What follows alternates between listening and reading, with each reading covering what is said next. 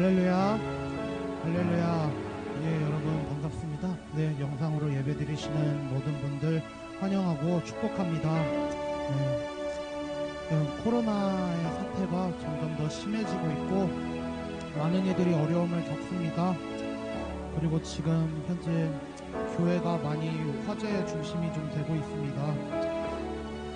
우리가 지금 많은 어려움을 겪고 있습니다. 하지만 우리가 지킬 거는 지켜야 되고, 또한 우리가 그 세상 속에서 사람들이 핍박을 해도 우리가 무너지지 말아야 합니다. 이 뜻이 방역 수칙을 어기라는 법은 아닙니다. 우리가 마음을 지키고 온 마음을 다해서 주님 가운데 마음을 온전히 지킴으로써 우리의 예배 가운데 있게 하는 것입니다. 우리가 잠시 기도하겠습니다. 사랑의 하나님, 감사합니다. 오늘 우리 예배 가운데 있게 하여 주셔서 정말로 감사합니다. 하나님, 코로나로 인해서, 하나님, 우리의 문제로 인해서 하나님의 이름 가운데 먹칠하지 않게 하여 주시고, 하나님 이름 가운데서 떨어지지 않게 하여 주시고, 오로지 우리가 하나님의 이름 가운데 높이게 하여 주시옵소서. 두세 사람이 모인 가운데 그 가운데 함께 하신다고 하셨습니다.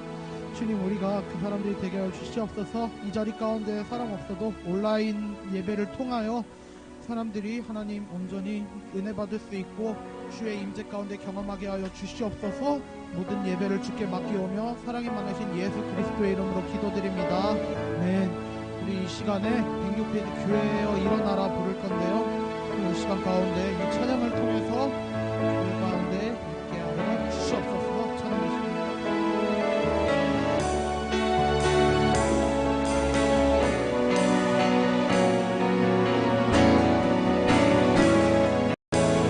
교회여 일어나라.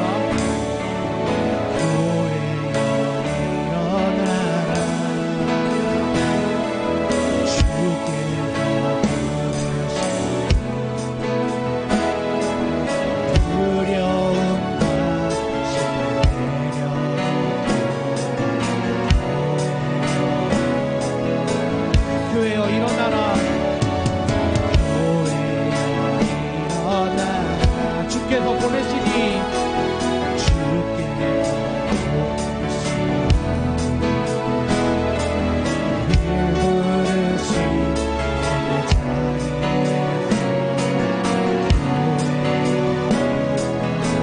우리 세상의 빛,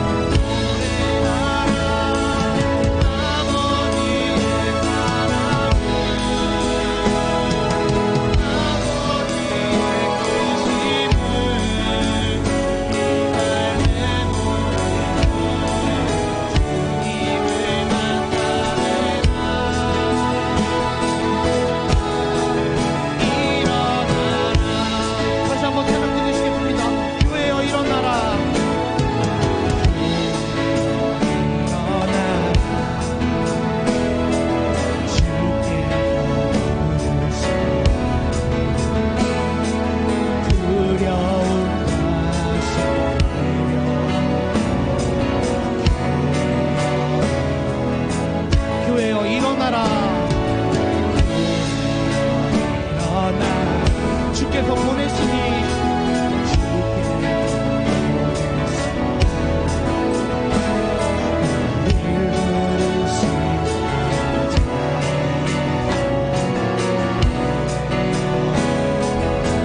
우리 세상의 빛,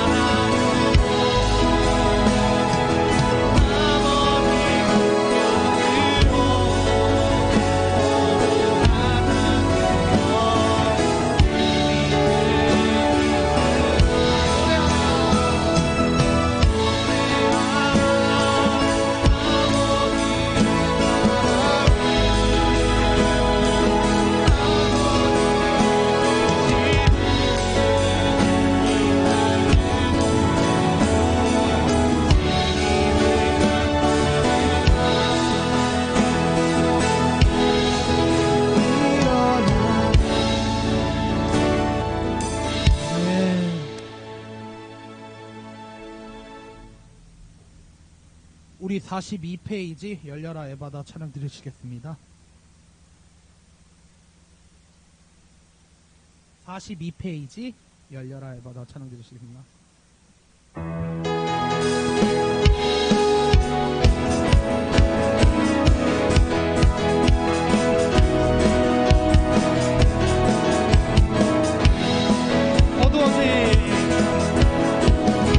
어두워진 세상 길을 주님 없이 걸어가 나의 영혼 어두워졌네.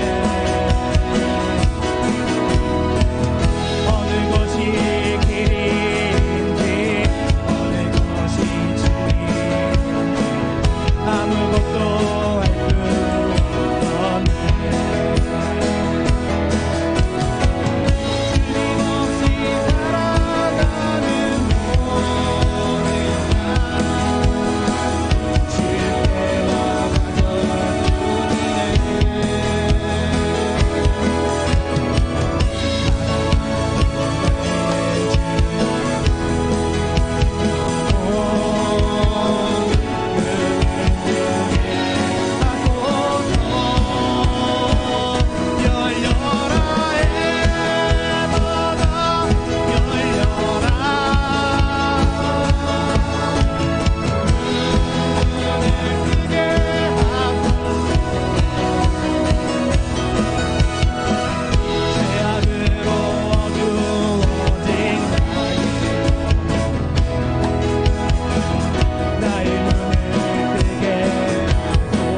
아무것도 알 수 없고 아무것도 알 수 없고 아무것도 들을 수 없네. 세상에서 방황하며 이리저리 살아가는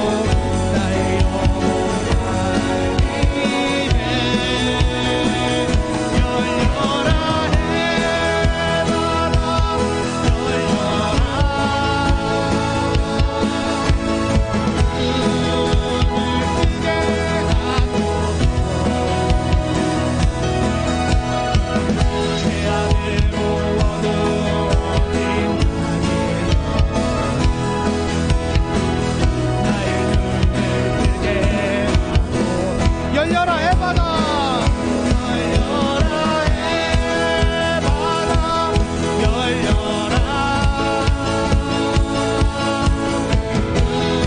눈을 뜨게 하소서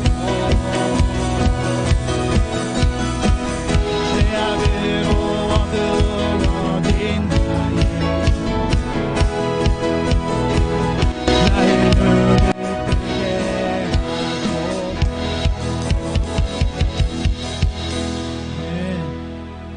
우리 24페이지 진짜 오랜만에 불러보는 찬양입니다. 지금은 엘리야 때처럼 찬양 들으시겠습니다. 24페이지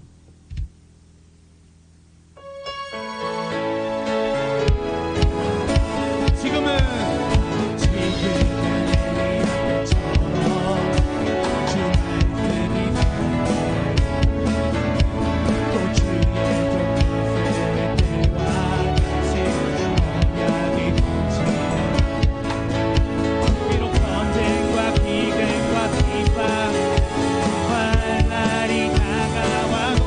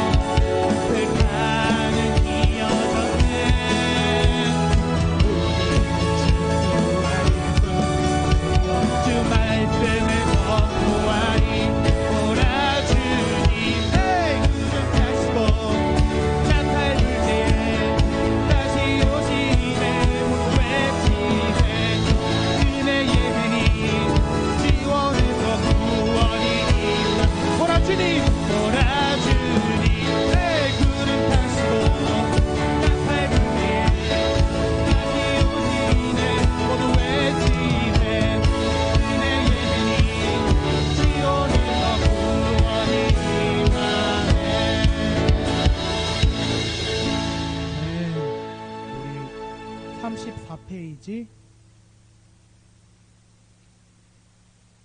34페이지 일어나 새벽을 깨우리라 찬양 드리시겠습니다.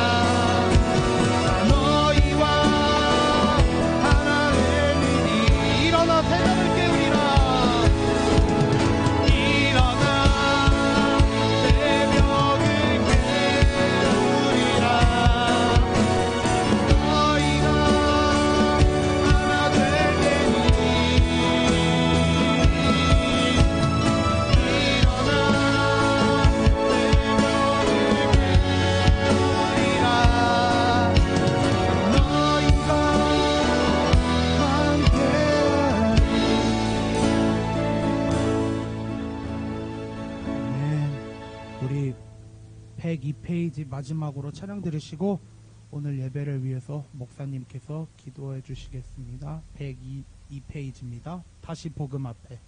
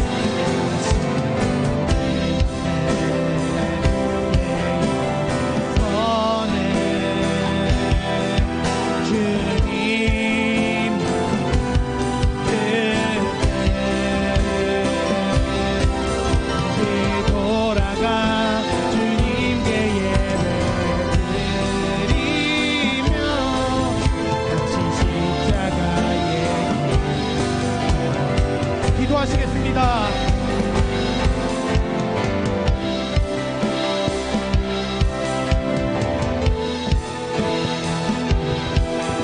오늘도 하나님의 은혜 속에서 귀한 거룩한 주일의 날에 모여진 하나님 백성을 기뻐하여 주시며 세상의 온갖 환난과 핍박 속에 놓여져 있을 수밖에 없는 저들, 세상에 짓누르는 그 압력 속에서 굴복당할 수밖에 없는 우리 오나, 오늘도 이 시간에 주님의 은혜 앞에 찬양하며 기도하며 주의 말씀 가운데 섰습니다. 하나님 아버지, 주의 백성들에게 힘을 도하여 주시고 세상이 짓누르고자 하는 그 거대한 힘 앞에서 오직 우린 복음과 말씀으로 예수 앞에서 하나님 앞에 은혜를 깨닫고 주의 영광 안에 나아가게 하여 주시길 원하고 기도합니다. 하나님 이 시간도 성령 충만하게 하여 주시고 주의 뜻이 이루어질 수 있는 삶이 되게 하여 주시며 아버지 하나님, 오늘도 주께서 이루신 바 되는 그 영원한 생애 속에, 그 예배의 은혜 속에, 주님의 임재하심 속에 마음껏 나아가게 하옵소서. 세상의 모든 문제 또한 아버지 하나님 해결하시고자 우리에게 문제를 허락하여 주신 줄로 믿사오니 우리에게 던져진 문제마다 믿음으로, 기도로, 주의 말씀으로 승리하게 하여 주시고 세상을 치유하는 백신이 하나님의 말씀 안에 있으며 세상을 이기는 능력이 하나님의 말씀 안에 있으며 이 세상을 승리케 하시는 여호와의 영광이 하나님의 말씀 안에 있음을 알게 하옵소서. 그리고 우린 다 예수의 복음 앞에 들어가게 하시고 예수를 묵상하고 예수를 사모하고 예수를 그리워하고 예수를 고백하고 예수를 찬양하며 예수를 외칠 때 하나님 세상의 악한 영이 물러가게 하시고 우리 삶의 주변에 들러진졌던 세상의 모든 이름과 진들이 파여지는 강력함의 역사가 있게 하여 주시옵소서. 오늘도 아버지 오후 찬양 예배로 하나님 앞에 섰습니다. 하나님의 말씀이 들어진 저들에게 예수가 보여지게 하시고 예수가 그려지게 하여 주시고 예수의 말씀이 오늘도 나의 삶을 강력하게 이끌어갈 수 있는 거룩한 시간 되게 하여 주옵소서. 지혜를 주옵소서. 하나님을 아는 지혜, 복음을 아는 지혜, 복음으로 설명하는 지혜를 주셔서 오늘도 하나님의 역사 앞에 서게 하실 때에 악한 영들이 다 예수 안에서 또한 물러가고 삶의 기운이 생겨나고 삶의 소망이 열려져 가고 세상을 이길 능력이 나게 하여 주시며 하나님의 온전하신 은혜 앞에 설 수 있는 저희들 되게 하여 주옵소서. 이 시간도 은혜 베풀어 주시고 모든 역사 허락하여 주시옵기를 간절히 원하옵고 기도하오며 우리의 영광이 되시고 영원한 찬양 받으실 우리 구주 예수님의 귀한 이름 받들어서 감사하며 간절히 기도드리옵나이다. 아멘. 우리 시간 먼저 우리 하나님 앞에 특송을 통해서 먼저 하나님께 영광 돌리신 후에 우리 말씀 보시고 말씀의 은혜를 나누도록 하시겠습니다. 오늘도 귀한 찬양으로 먼저 하나님께 영광 돌리겠습니다.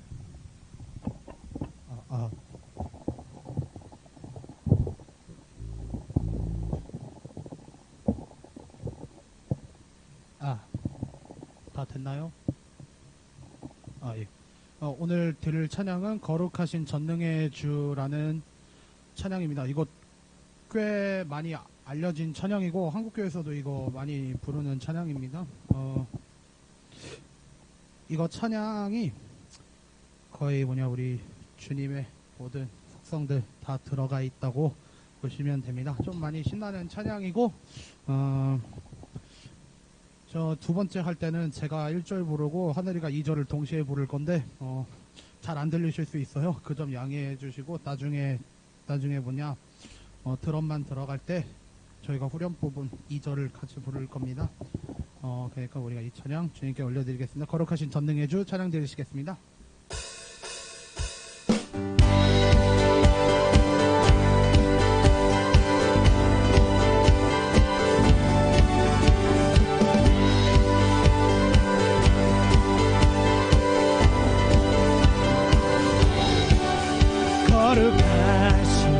거룩하신 전능의 주 찬양받기 합당하신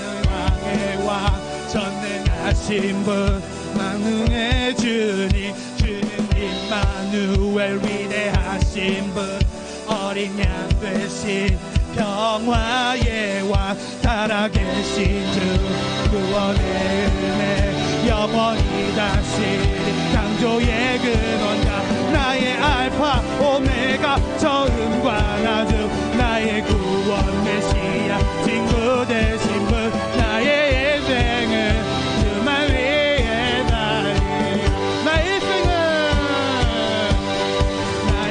인생은 주만 위에 달리라 One, two, three, oh, whoa,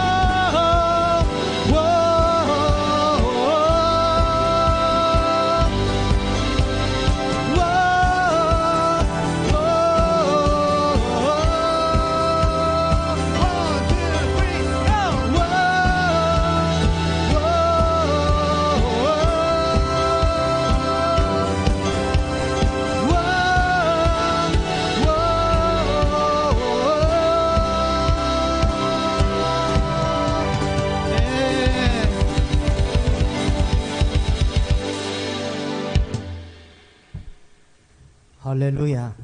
감사합니다. 우리 찬양 받으실 우리 하나님의 은혜를 이렇게 우리 귀한 청년들을 통해서 또 이렇게 준비되어진 서로 약속되어진 그 음악을 통해서 하나님께 영광 돌려주셔서 감사합니다. 오늘 목소리 협연해 주신 우리 하늘이 형제 다시 한번 은혜가 너무 넘쳐 감사합니다.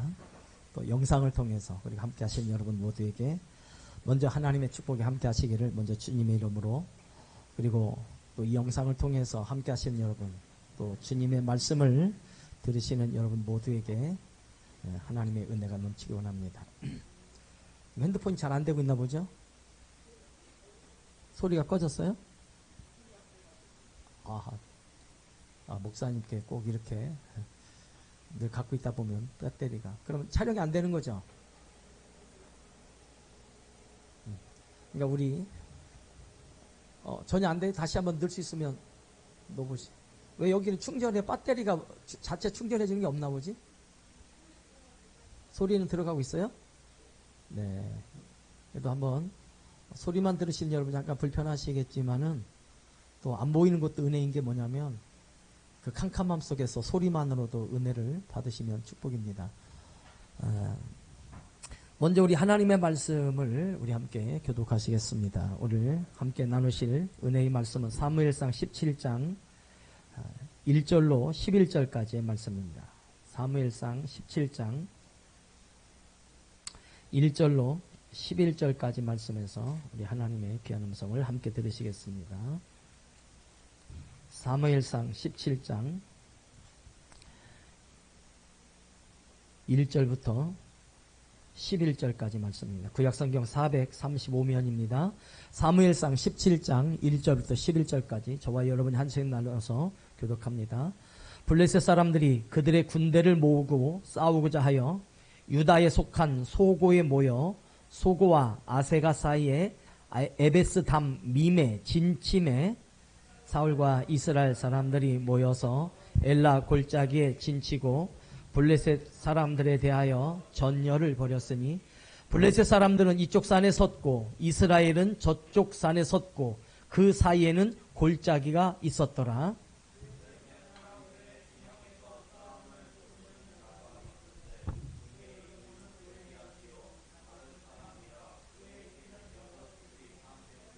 머리에는 노투구를 썼고 몸에는 비늘 갑옷을 입었으니 그 갑옷의 무게가 놋 5천 세겔이며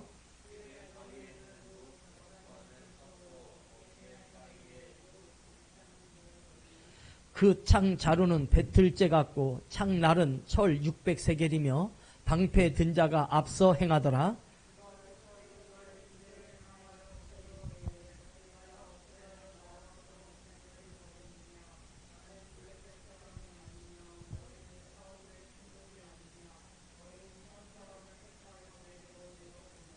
그가 나와 싸워서 나를 죽이면 우리가 너희의 종이 되겠고 만일 내가 이겨 그를 죽이면 너희가 우리의 종이 되어 우리를 섬길 것이니라.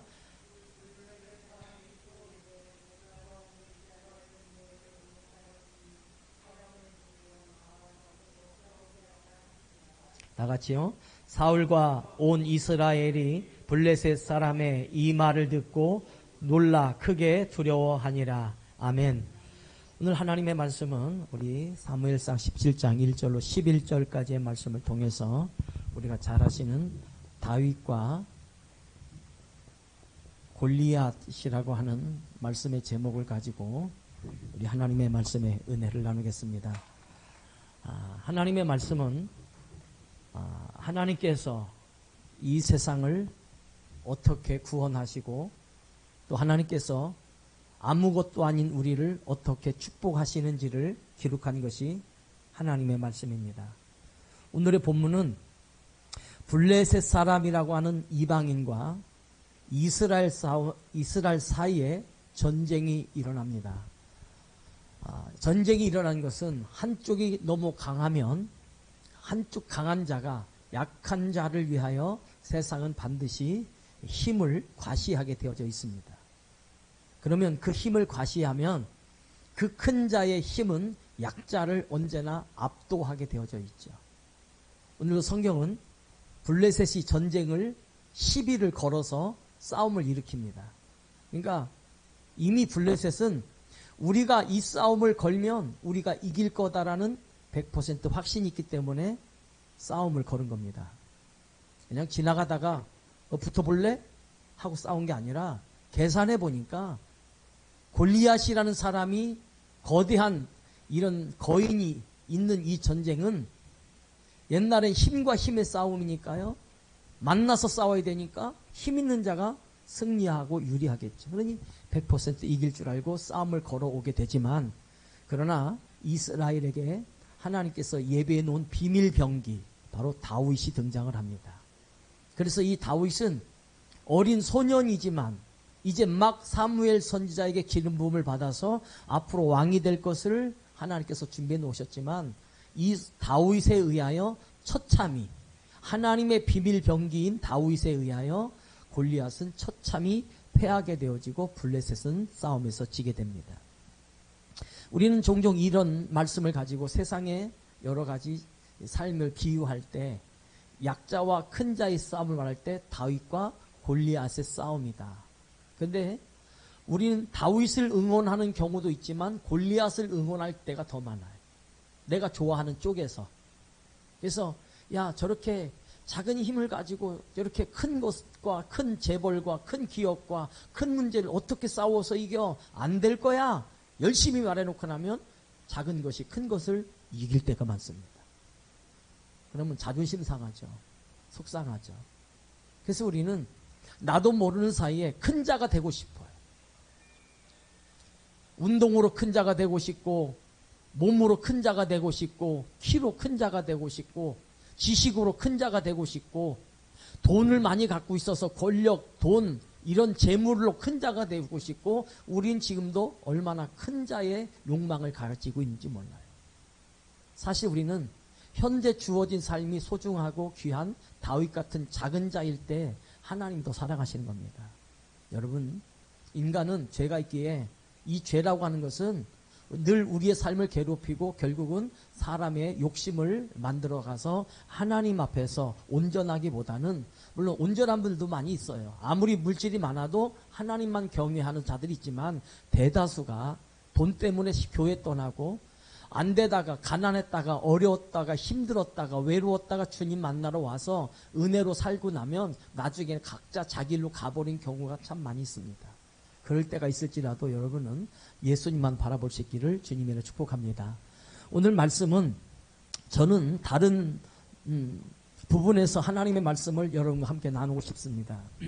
오늘 성경이 먼저 말씀하고 싶은 것은 오늘 이 사울의 편에서 있었던 하나님의 역사. 사울은 지금도 하나님께서 우리의 이스라엘의 초대 왕으로 이스라엘 민족을 이끌어오는 아주 위대한 최초의 왕이 바로 사울입니다. 그래서 사울은 원래 이름이 큰 자다라는 뜻이에요. 이 큰 자는 이미 세상이 부여해 줄 만큼 이가 얼마나 큰지 좀 이따 말씀드리겠지만은 오늘 이 사울 왕이 열심히 우리 사무엘상 15장에 보면 이 사울에 관한 말씀이 15장에서 사울의 내용이 나타나게 되고 사울이 하나님 앞에 버림받을 수밖에 없는, 큰 자가 버림받을 수밖에 없는 내용을 그리면서 갑자기 등장하는 인물이 뭐냐면 다윗이라고 하는 자가 등장을 합니다. 이 다윗은 하나님의 사랑을 받는 자라는 뜻이에요. 이게 사무엘상 16장에서 다 다윗의 이야기만 말하고 있어요. 하나님께서 다윗을 택하여 사무엘 선지자가 오셔서 기름을 부어주고, 그리고 기름 부어진 그 다윗은 특별히 음악, 악기를 다루는 탁월한 능력이 있는데 마침 사울 왕이 악신에 들려서 괴롭힘을 당할 때마다 다윗이 그 왕궁에 초대받아서 목동으로서 갈 수 없는 그 자리를 그냥 프리패스, 그냥 치유할 수 있는, 마치 오늘 이 왕을 치료해 줄 수 있는 왕의사가 되어진 사람처럼 다윗은 그렇게 등장을 해서 왕궁에 들어가서 사울을 돕는 자가 됩니다. 그런데 어느 날 다시 사무엘상 17장인 오늘 사무엘상 17장은 이제 골리앗이라고 하는 자가 등장을 합니다. 우리 인생을 잘 보시거나 하나님의 은혜를 잘 보시면 사울이라고 하는 이 큰 자나 골리앗은 크다란 뜻은 없지만 성경에서 그의 키부터 그가 입고 있는 그 모든 갑옷, 그리고 무릎 아래에 차고 있는 그 각반, 그리고 그가 들고 있어야 할 그 창, 방패, 그리고 그가 입고 있는 옷의 무게가 어마어마한 무게를 지니고 있는 사람입니다. 그러니까 그 옷을 입을 만한 힘도 있고 크기도 있고, 다윗은 그래서 우리는 그냥 저 사람은 큰 자네라고 하는, 큰 자야, 대단히 큰 사람이야, 얼만큼 큰데 거인이야, 이런 거죠. 오늘 성경은 다 골리앗이 아무리 커도 하나님의 은혜 안에서는 골리앗은 큰 자가 아니에요. 우리 입장에서 나보다 키가 크면 나보다 5cm가 크대, 50cm가 크대, 막 60cm가 크대, 그럼 막 크죠. 그러니까 야, 그렇게 큰 사람이 있어? 크다고 인정을 해주지만 사실 우리 인생은 다 거기서 거긴 거예요. 우리가 도토리 키재기 하듯이 도토리도 작지만 나름대로의 크기가 있다고. 열심히 키를 재보되 너 이렇게 크냐? 작은 도토리가 큰 도토리 보고 너 이렇게 크냐 말하지만, 사람이 딱 갔다가 이걸 묵을 해먹자. 그래서 묵을 해먹을 때 그냥 박살 내버리면, 오늘 낮에도 어느 형제님께서 콜라로 만든 얼음을 다 얼려가지고 막 으깨더라고. 처음에 모양은 얼음 모양이지만 사람의 힘이 그냥 거기를 툭툭툭 치니까 그게 다 쪼개져서 가루처럼 돼버려요. 아무리 얼음이 딱딱해도 사람의 손에는 별것 아닌 거죠. 골리앗이 아무리 커도, 그 키가 아무리 큰다 해도, 아니 1m짜리가 아닌 심지어 100m 크기로 됐다 할지라도 우린 정말 크네 생각하지만은 하나님 보시기에는 별로 큰 게 아니에요. 오늘 성경은 하나님께서 여러분을 사랑하시고 하나님이 여러분을 어떻게 구원하시는지, 그래서 우리 인생은 세상이 나보다 돈이 많건 명예가 많건 권력이 많건 나보다 훌륭하던 그런 거에 여러분이 쫄리지 마세요. 여러분은 하나님의 은혜가 우리 안에 있으면 이런 것들은 하나님이 나중에 다 삭제해버리고 나면 우리 하나님께서 우리를 더 크게 축복하시는 거예요. 그러니까 오늘 본문은 원래는 사울의 말씀을 계속 사무엘상 15장까지 주시다가 사무엘상 16장에서 다윗이 딱 등장을 하면서 이제부터 다윗의 역사를 주시는데, 그리고 다윗이 등장하자마자 다윗이 하나님의 얼마나 사랑받는 자인지를 드러내주는 장면이 골리앗에서, 그래서 다윗의 인생에 있어서 최고의 하이라이트 중에 하나가 바로 골리앗과의 싸움이죠. 자, 그런데 오늘 성경을 잘 보세요. 성경은 이 지역을 뭐라고 말하냐면 골리앗 사람들을 향하여서, 골리앗 사람을 향하여 여기는 블레셋이다라고 말을 해요.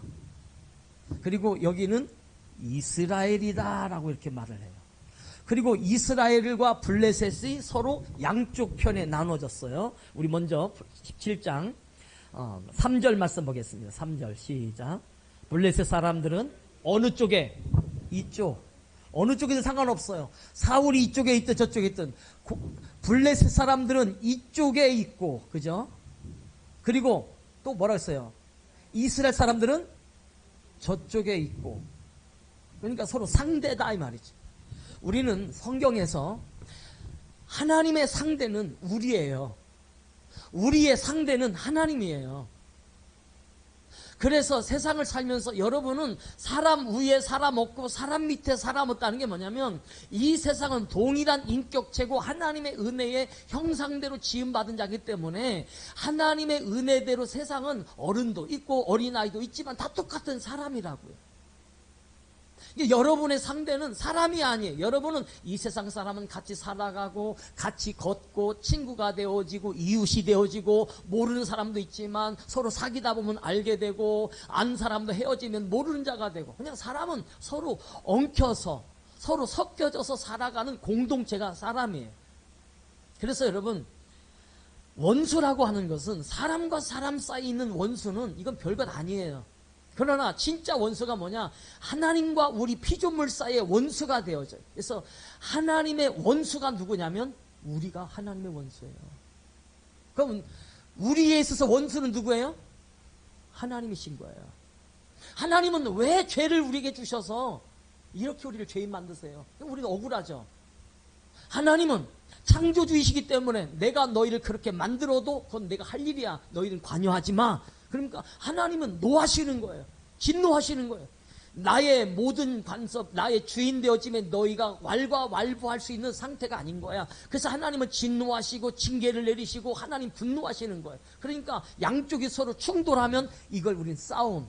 그래서 우리는 다 하나님과 원수가 됐어요. 그 원수 되어진 우리를 누가 화해시키러 오시냐면 예수님이 오시는 거예요.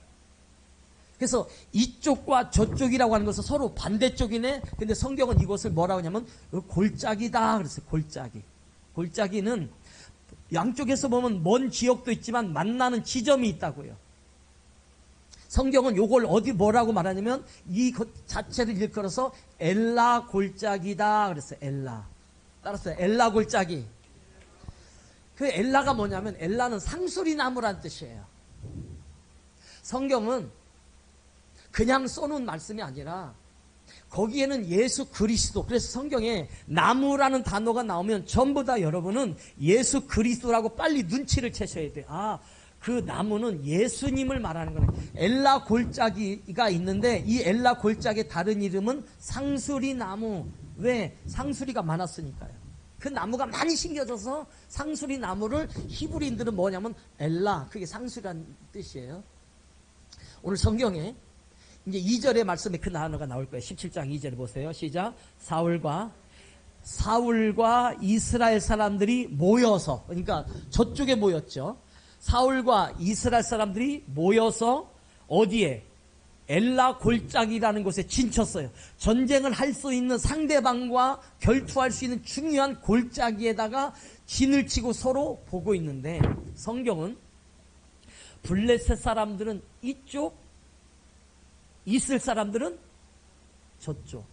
자, 여러분 말씀 여기서 잘 묵상해 보세요. 이쪽이라고 내가 부를 때는, 목사님 제가 여기 서서 이쪽과 저쪽이죠. 왼쪽과 오른쪽을 이쪽과 저쪽이라고 하는 거예요. 근데 보통 저쪽은 이쪽에서 먼 거리를 저쪽이라고 하는 거예요. 잘 이해하셔야 돼요. 오늘 하나님의 관점은 이스라엘의 관점이지만 이 세상의 이쪽에서 저쪽을 보라 이거예요. 하나님의 말씀을 잘 보세요. 이쪽과 저쪽, 원래는 이스라엘을 이쪽이 우리 편이야, 이쪽이야, 그리고 저쪽이야. 보통 저쪽은 반대편, 원수, 다른 팀, 다른 공동체를 할 때 저쪽 팀 해야지, 우리 편 저쪽 팀 하지.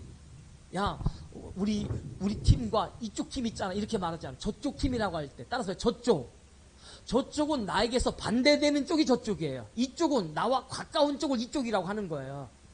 그런데 성경은 원래 이스라엘 사람들은 이쪽에 섰고 이래야 되는데 어디부터 섰나 보세요. 17장 3절 시작. 블레셋 사람들은 이쪽 산에 섰고. 그러면 중심이 어디에 있다는 거예요? 블레셋 쪽에 있다는 거예요. 그러니까 여러분들이 하나님의 말씀이 단어가 나올 때는 이런 뜻이 나온 이유는 왜 있을까 알아야지. 이쪽 저쪽이래 갈라놓고 이쪽 저쪽, 그러니까 여기가 아니라, 내가 성경을 본다면, 하나님이 성경을 보신다면 이 골리앗이 있는 블레셋 쪽은 이쪽인 거고, 그리고 사울과 이스라엘은 저쪽인 거예요. 멀어요. 근데 거기 이름을 엘라 골짜기라고 해서, 골짜기는 전쟁을 하기 위해서 서로 진을, 그냥 선을 그어놓은 거와 똑같은 거죠. 휴전선처럼 똑같은 거예요. 우리 쪽은 이쪽이고 북한은 저쪽이니까요. 그런데 이쪽이라고 말씀을 하실 때는 뭐냐면, 여기가 지금은 핵심이다 그거예요. 하나님은 이 큰 자라고 일컬어진 세상의 죄로 얼룩진 이쪽을, 저쪽에 있을 때 누가 건너올 거예요. 누가? 다윗이 건너올 거예요. 좀 있으면 성경은 그렇게 진행하는 거예요. 하나님의 은혜는 이 사울이라는 자는 세상적으로 큰 자, 사울 왕이겠지만, 하나님의 큰 은혜가 이제부터 건너와서 세상의 골리앗, 죄인들, 세상의 원수들 다 이기시고 이쪽을 구원하여 하나님의 편으로 끌고 가는 것이 하나님의 은혜입니다. 다시, 오늘 하나님의 구원하심은 세상의 죄인이라 일컬어지는 이곳을 이쪽이라고 인정해 주시는 그분이 나오는데, 인정을 해줄 수 있는 기준이 나오는데, 그분이 누구예요? 예수님이세요. 그래서 엘라 골짜기가 나오는 거예요. 우리는 사울 속에서 이제 이 골리앗을 보면서 누가 이기지 전부 둘러섰을 때 다윗이 딱 등장을 하잖아요. 하나님 사랑받는 사람이. 그러니까 이 등장을 하고 있는데, 우리는 이 전쟁만 중요하지만 성경은 엘라 골짜기, 상수리 나무, 이 상수리 나무는 옛날에 사울 왕도 자신이 하나님의 은혜를 만날 때 상수리 나무에서 만났어요. 이 나무는 나중에 내 구원의 역사를 이루실 예수님을 그림으로 보며 소망하면서 끝까지 그 나무를 보아라. 그래서 그 나무는 상수리나무, 무화과나무, 포도나무, 또 여러 가지 나무들이 성경에 올리브 나무가 등장하지만은 그 열매에 따라 이름이 달라질 뿐이지 나무는 똑같은 나무라고요. 은혜는 이 엘라 골짜기에서, 그래서 거기서 이제 다윗이 내려가서 돌 5개를 주워가지고 이제 여기 나가서 골리앗과 싸울 것입니다. 그래서 오늘은 다윗과 골리앗의 전쟁의 지금 역사의 흐름으로 가고 있는데, 첫째, 성도는 매 시대마다 하나님의 은혜가 이미 나에게 와 있고, 그래서 사울에게서 기름 부음 받은 왕으로 준비된 이 다윗이 이제 하나님의 역사를 끌고 갈 거예요. 우리 꿈있는 교회와 우리 성도들과 하나님을 고백하고 사는 성도들에 의해서 이 세상이 반드시 다시 이끌어갈 수 있는 리더들이 쏟아져 나오기를 예수의 이름으로 축원드립니다. 그러니까 오늘 내용은, 여러분 맨날 우린 다윗은 약한 자고 골리앗은 큰 거예요. 여기에서 여러분의 인생이 그냥 끝나지 마시고, 그 전쟁이 왜 났느냐, 우리 출애굽기 14장 14절 말씀 한번 찾아보시겠습니까? 출애굽기 14장 14절. 싸움이라고 하는 단어는, 싸움은, 세상의 싸움은 힘과 힘의 싸움이지만, 하나님의 싸움은 구원을 주시기 위해서 양식을 주시고 그 양식으로 우리를 먹여주신 것을 싸움이라고 하는 거예요. 출애굽기 14장 14절 말씀 보겠습니다. 시작. 예. 너희를 위하여 친히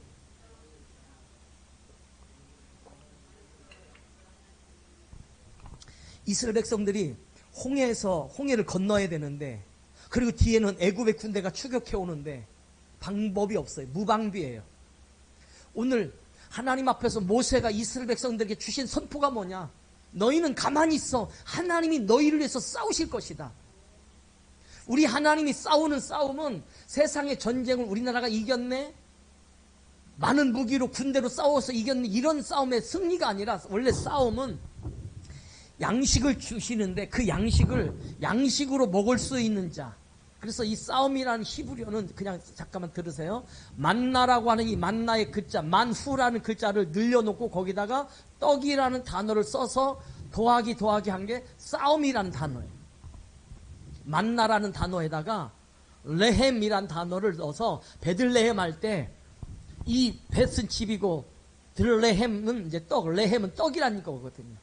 그러니까 하나님이 쓰시는 전쟁은 뭐냐면, 세상의 생명의 양식을 우리에게 주시고 그 양식을 먹일 수 있도록 그 먹는 자는 살려내는 것을 싸움이라고 하는 거예요. 뭐 애굽의 군대를 쳐서 이기고. 여러분, 기독교는 전쟁의 종교가 아닙니다. 복음을 설명하기 위해서 역사를 하나님이 쓰신 것뿐이지, 우리가 총 들고 칼 들고 나가서 한 손엔 성경을 들고 한 손엔 총을 들고 나가 싸우자, 이건 기독교가 지향하는 것이 아니에요. 우리가 이겨야 되잖아요. 총을 들면 우리가 이겨야 되잖아요. 그렇다고 우리가 뭐 여호와 증인처럼 우리 군대 안 간다 이런 것이 아니에요. 우리가 총을 든 것은 나도 당신들과 싸울 수 있고 우리나라는 이거보다 당신보다 더 능가할 힘이 있어요. 거기에는 어마어마한 용기 있는 군인들이 있어요. 그러나 나는 당신을 죽이기 위해서가 아니라 이 나라를 지키고 당신을 지키기 위해서 내가 총 든 거다. 그러니까 전쟁은 일어나지 말아야죠. 그러나 군인은 반드시 있어야 됩니다. 성도는요, 뭘 싸워서 획득한 걸 전쟁에서 이겼다고 말하면 안 돼요. 우리는 그에게 복음을 전했는가? 사랑을 전했는가? 은혜를 남겨줬는가? 정말 하나님의 그 영광의 생명에, 그래서 이 싸움이라고 하는 것은 오늘 하나님께서 싸우고자 하여 모였어. 이 블레셋 사람은 이기려고 싸운 거고 다윗은 가서 골리앗을 쳐서 이기지만 그런 싸움이 아니라 양식으로 이 나라의 이 생명의 이 세상에 복음을 주시고 은혜를 주시고 진리를 주실 그 예수님이 이제 엘라 골짜기라는 곳 상수리 나무에 매달려 죽으신 그 예수가 이제 등장을 하게 될 거예요. 여러분이 신앙생활 열심히 하다 보면 예수의 아름다운 영광의 모습이 여러분에게 비춰집니다. 여러분의 직장생활, 학교생활, 여러분 모든 인생은 다 하나님의 역사 속에서 삶이 세워져 가게 되어 있는 거예요. 그래서 엘라 골짜기가 있더라 그래서 골짜기는 나중에 생수가 흐르면 생수의 골짜기가 되잖아요. 마주쳐 울리는 곳이에요. 양면이에요. 그래서 십계명도 처음에 모세에게 2개를 주셨어요. 이쪽 저쪽의 말씀으로 하나님 말씀을 주시고 첫 번째 것을 하나님이 깨트려서 없애게 하셨지만은 성경은 그냥 골짜기는 그냥 등장하는 이름이 아니라 하나님은 구원의 섭리를 놔두시고 여러분이 이 교회를 다닌 것도 하나님의 뜻이 있으신 겁니다. 여러분이 오늘도 예배드리고 영상으로 예배드리는 다 하나님의 뜻이 다 있는 거예요.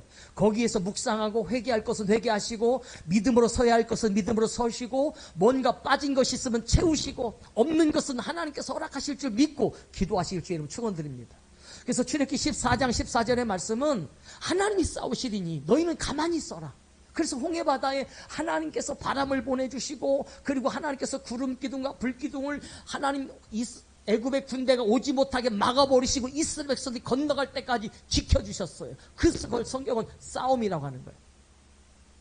그런데 세상의 싸움은 이렇게 걸죠. 세상 이길 수 없는 싸움을 지금 걸고 있는 거예요. 자기는 크다, 돈 갖고 달려들고 힘 갖고 달려들고 똑똑한 거 갖고 달려들고 말 잘하는 거 갖고 달려들지만은 그러나 결국에는 그 사랑이란 압도할 수 있는 거룩하신 하나님의 복음의 능력 앞에서 세상은 반드시 패하게 되어져 있습니다. 오늘 골리앗과 다윗의 싸움은 그래서 성경의 내용은 사실 5절부터 7절까지 말씀은 대단히 큰 자다라고 우리가 인정해 주게끔 성경이 말씀하는 거예요. 자, 그러면 이제 하나님의 그 구원하심이란 이제 우리에게 어떻게 일어나는지 먼저 말씀을 통해서 함께 나누겠습니다. 여러분, 하나님은 오늘 다윗을 통해서 우리에게 주시고자 하는 그 생명의 복음은 이제 잠시 사무엘상 17장 우리 한번 42절 말씀 보겠습니다. 창세기 17장 42절 골리앗이 막 등장하는 거예요. 아직 다윗 등장한 거 아니에요. 11절까지는 사울이 두려워서 떨지만 그러나 여러분 떨었다고 해서 약하다 그런 뜻이 아니에요. 하나님이 하시면 약한 자가 큰 것이고 하나님의 나라가 큰 자가 되는데 17장 42절 말씀 봅니다. 시작.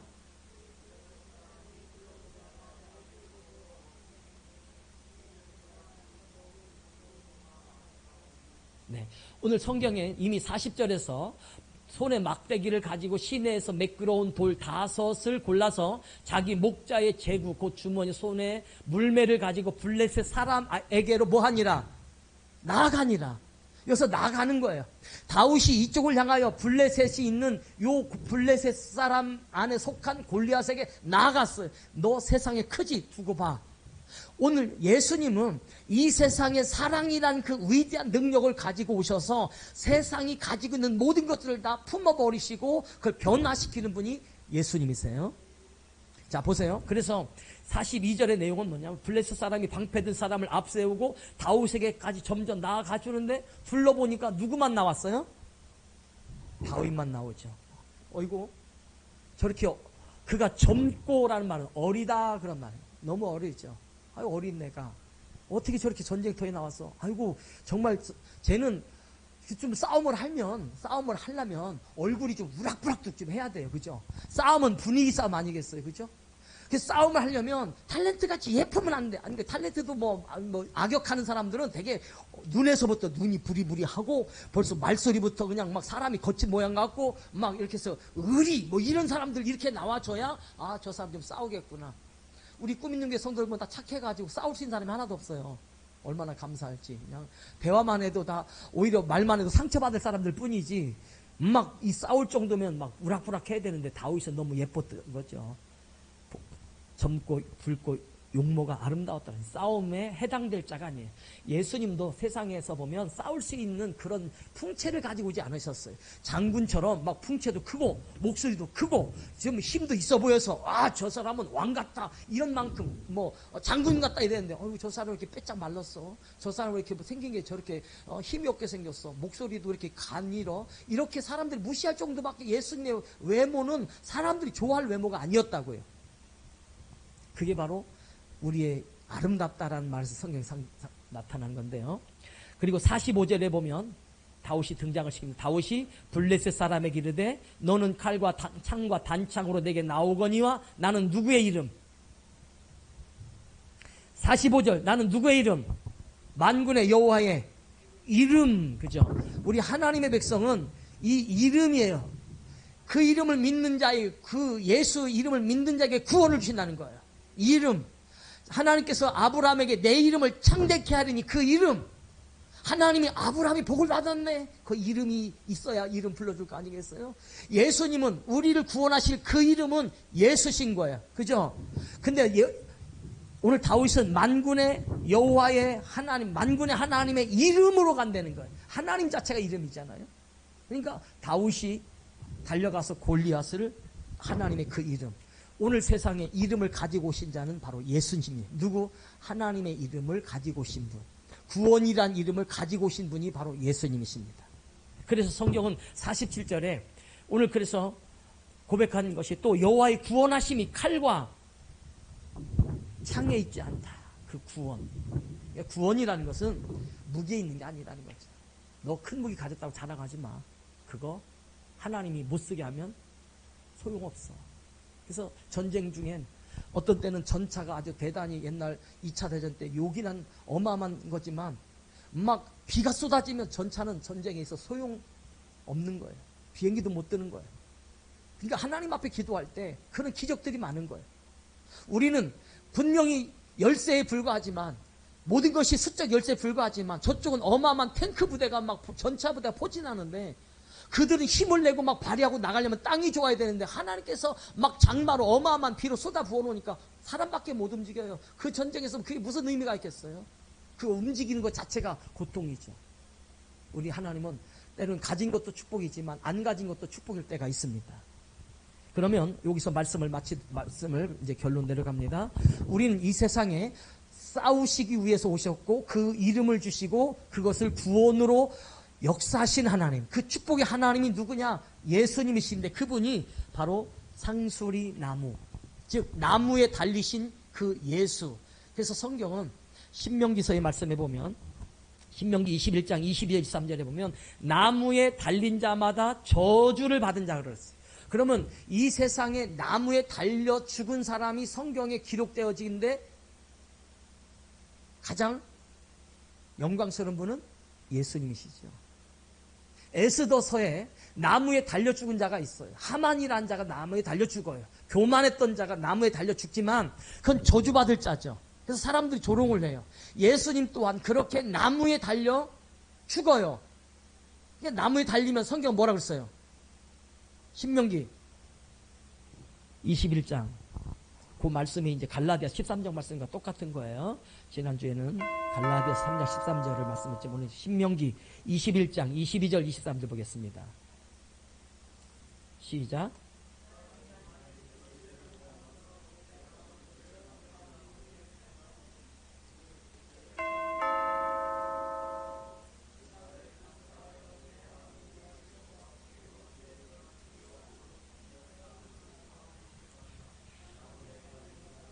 하나님께 저주를 받았습니다.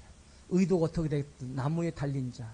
그래서 갈라디아 3장 13절에서 나무에 달린 자 대신 예수를 성경에서 말씀하는. 그러니까 세상은 예수는 저주받은 거예요.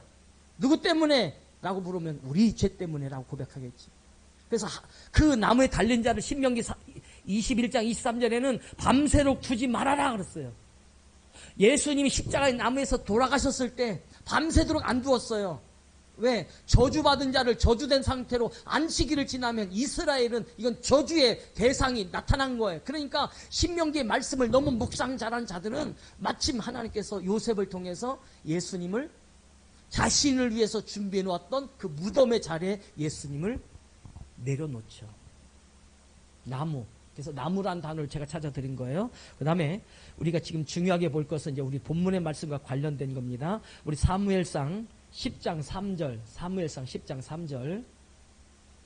나무는요, 이렇게 때로는 살아있는 거지만 나무는 우리에게 하나님의 구원의 죽음을 향하여 내포하는 단어예요. 10장 3절, 사무엘상 10장 3절 시작. 네가 거기서 더 나아가서 다볼 상수리 나무에 이르면, 이것이 성경의 본문의 말씀은 사울이 왕으로 기름 부음을 받아주고 나갈 때 다볼의 상수리 나무에 이르면, 상수리 나무, 이게 엘라라는 말이 상수리 나무라는 뜻이에요. 다볼 상수리 나무, 다볼 엘라, 이게 다볼 상수리 나무를 번역해 준 거예요. 다볼은 그 지명이고 나무니까 그냥 다르게 해서 다볼 상수리 나무에서 거기 누구를 이르게 되면 하나님을 배우러 올라온 사람 만날 거다. 그럼 세 개. 첫째 뭘 가져라? 계속 봅니다. 한 사람은 염소 새끼 넷을 이르렀고, 한 사람은 떡 세 덩이를 가졌고, 한 사람은 포도주 한 가죽부대, 세 개를 가졌죠. 오늘 사울이 왕의 기름 부음을 받고 이제 하나님께서 나가게 하는데, 네가 나가서 다볼 상수리 나무라는 곳에 이르면 하나님을 배우려고, 그러니까 나무 앞에 배우려고 하는 어떤 장소를 암시하는 거예요. 상수리 나무는 이 세상에 구원하러 오실 예수님이, 나무에 있으실 예수님을 우리에게 나중에 증거하시려고 근거 자료 주시는 거예요. 세 개를 잘 보셔야 돼요. 사울 왕이 자기를 만나러 오는 그 사람 중에 염소 새끼, 떡 세 덩이, 포도주, 이걸 가지고 잔치를 벌이는 거예요. 너는 또 그걸 받아서 그의 손에서 받아라. 4절에 받아라 그랬죠. 이것이 하나님의 은혜의 표적이죠. 그러면 다윗은 어떻게 했나 봐요. 사무엘상 16장 20절, 10장 3절을 그대로 잘 보신 다음에 16장 20절 다윗이 사울 왕에게 나갈 때 그 아버지 이새가 준 게 있어요. 볼까요? 시작. 이새가 떡과 한 가죽의 포도주와 염소 새끼를 나귀에게 실리고 그의 아들 다윗을 시켜 사울에게 보내니, 이 장면을 보고 사울은 옛날에 나를 만나러 왔던 그 하나님의 사람을 딱 만나는 순간과 오늘 이 순간 사울이 또 자기에게 악기를 타러 오는 다윗이라는 어린 소년에게 염소 새끼와 자기가 하나님의 천사에게 받았던 장면이 매치업 됐을 때 이게 도대체 무슨 일일까 고민하지 않았겠어요? 다윗에게 일어난 행동이 그냥 일어난 일이 없어요. 하나님은 모든 역사 속에 여러분이 예배하고 찬양하고 헌신하고 믿고 구하고 찾는 곳에 하나님은 반드시 응답의 하나님일 줄 믿습니다. 그래서 골짜기는 한쪽이 마주치면 이쪽에서 울려 퍼지는 게 있어요. 그래서 우리는 에코가 되는 거예요. 세상엔 메아리는 한 번 가면 오지 않아요. 그러나 에코가 계속돼서 울리는 거죠. 우리는 이 마주쳐 울리는 골짜기, 지금은 하나님께서 허무한 에코가 되어져서 그래요 요요요요 사랑해요 이렇게 울려 퍼지는 단어지만 어느 날 그 단어가 나에게 압도하는 생명의 음성이 된다고요. 여러분 어려운 거 아니에요. 하나님은 계획하신 일을 실행하세요. 이 말씀은 상수리 나무라 일컬어졌던 그 은혜를, 다볼의 상수리 나무의 은혜를 알았던 사울에게 어느 날 자기 찾아오는 다윗이라는 이 어마어마한 은혜의 사람을 만날 때 똑같이 내가 얘기 안 한 걸 어떻게 내가 한 옛날의 행동을 그대로 똑같이 하지? 이건 은혜네 하고 은혜를 다윗이 사울에게 보여준 거예요. 할렐루야. 우리는요, 하나님은 이렇게 역사하시는 거예요. 이쪽에서 하신 일을 저쪽에서, 저쪽에 하신 일을 이쪽에서. 그래서 하나님은 이렇게 건너오시고 건너가시면서 하나님의 역사는 계속 운행하고 계세요. 그래서 교회는 여기서 하나님께 영광을 돌려드리면, 물론 그 영광은 하나님께서 우리에게 먼저 예수님이라는 은혜로 주셨어요. 그 영광을 받은 우리가 하나님께 찬양으로, 예배로, 기도로 영광을 돌려드리면, 하나님은 그 영광을 또다시 받으시고 우리에게 복으로 또다시 울려 퍼지는 그 모든 전 과정을 에코라고 하는 거예요. 계속 울리고 울려져서 주님이 오실 그날까지, 천국 그날까지 우리는 마주쳐 울리는 골짜기적 삶을 살아가는 거예요. 여러분 인생은 하나님께서 반드시 헛되지 않은, 심으면 거두게 하십니다. 뿌리면 거두게 하세요. 그러므로 여러분 어떤 것을 거둘지는 여러분께서 잘 아시죠? 기도하세요. 소망을 가지세요. 믿음의 성도는 복음이신 예수 앞에 복음을 끌어내야 우리가 복음 앞에 서는 거예요. 복음이란 단어 많이 쓴다고 복음이 아니에요. 복음이란 단어를 우리가 특허처럼 쓰는 게 우리 복음이 아니에요. 그 복음의 내용이 풀어져서 이름으로 풀어져야 돼. 이걸 쉔이라고 하는데, 쉔, 함, 야벳 할 때 그 쉔, 네 이름을 주니까. 여러분 이 쉔은 오늘 우리에게 하나님께서 계속해서 축복의 이름, 은혜의 이름, 생명의 이름, 역사의 이름을 계속해서 하나님께서 주실 겁니다. 여러분 결혼 문제, 만남의 문제, 진로의 문제, 취직의 문제, 앞으로 사업의 문제, 여러분의 모든 기도적 문제, 하나님께서 반드시 응답하시는 엘라 골짜기의 역사처럼 하나님의 기적과 은혜가 일어날 줄로 믿습니다. 기도하겠습니다. 하나님 아버지, 오늘도 주님의 은혜 앞에 다윗이라는 세상에게 보기에는 연약한 자, 어린 자 같지만 이미 세상을 이기는 여호와의 이름을 가진 자, 바로 그 하나님의 은혜이신 예수님은 이 세상에 오셔서 이 세상 모두를 다 이기시고 승리하신 우리 주님의 모델로 사용하여 주심을 믿습니다. 오늘도 세상 앞에 선저들, 때로는 골리앗 같은 세상이 크다고 일컬어지는 모든 것 앞에 벌벌 떨고 두려워하고 물러서고, 그리고 스스로를 약하게 여기는 우리가 아니라 하나님의 능력 앞에서 강함을 알기에 오늘도 그 길을 걸어가는 믿음의 길을, 생명의 길, 복음의 길을 주시옵소서. 오늘도 하나님 앞에 드려진 여기 생일 감사 예물의 손길이 있습니다. 하나님 축복하여 주셔서 하나님의 영광과 은혜를 고백하는 자신의 태어남을 허락하신 하나님께 감사하고, 주어진 그날을 감사 예물로 표현할 줄 아는 이 믿음의 아름다운 신앙의 손길 위에 복을 내려주시고, 우리 또한 하나님의 영광에 사랑받는 자로 모든 물질의 분야, 건강의 분야, 헌신의 분야, 섬기의 분야, 대화나 그리고 우리의 하여야 할 모든 그 사역의 역사 이르기까지 하나님의 은혜가 넘치게 하여 주시옵소서.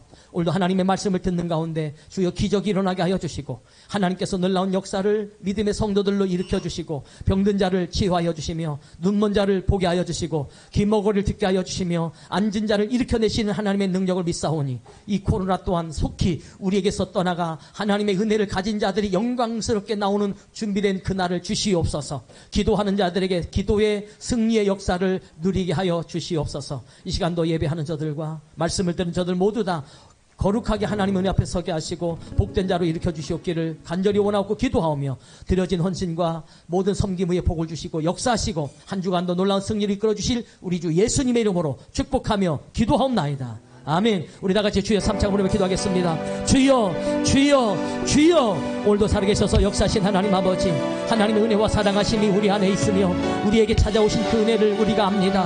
하나님 아버지, 사후세계에서 골리앗으로 다가오게